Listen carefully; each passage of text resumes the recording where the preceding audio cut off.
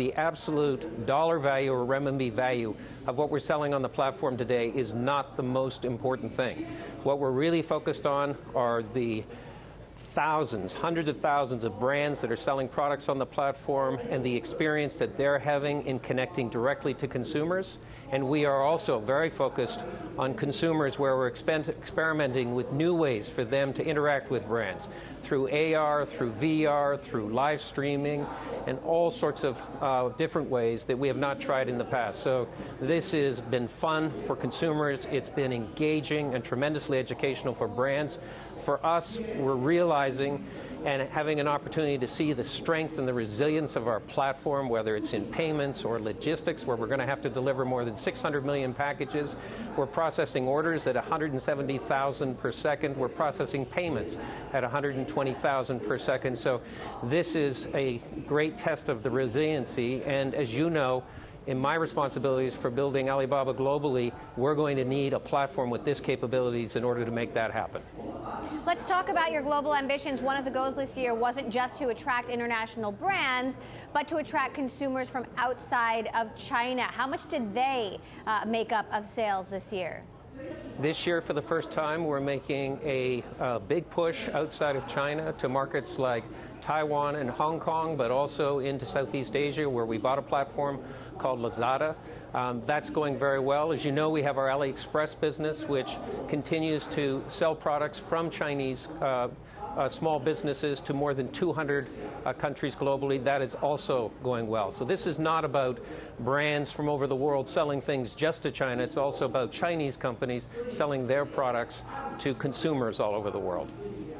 Now, last time we spoke, you told me that the Chinese economy is slowing, but not slow. How does Alibaba continue to buck the trend of a slowing Chinese economy? I mean, Singles Day last year, transactions grew by 60%. Can you keep that up?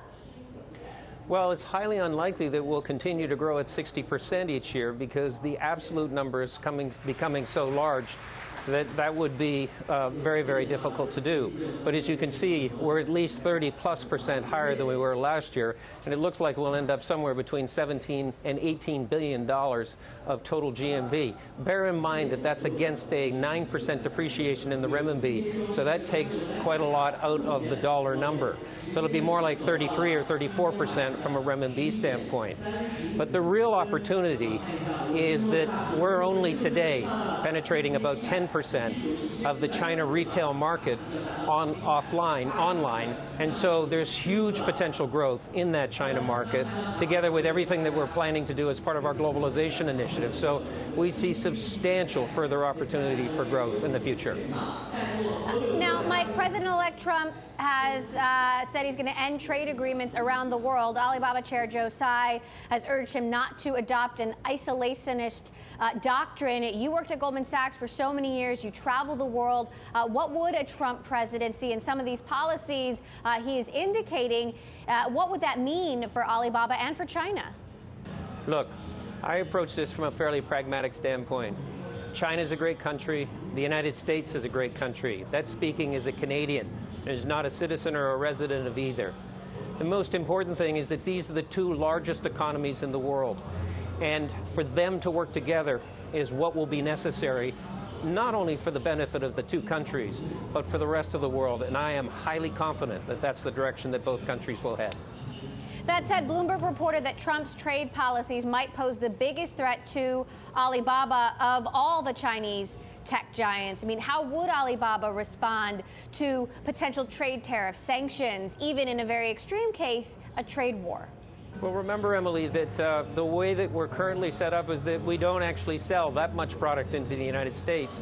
But if you want to know who the #1 beneficiary is of 11/11 and our global shopping festival this year, the U.S. has the largest number of brands that are selling products to the Chinese consumer and to other consumers around the world.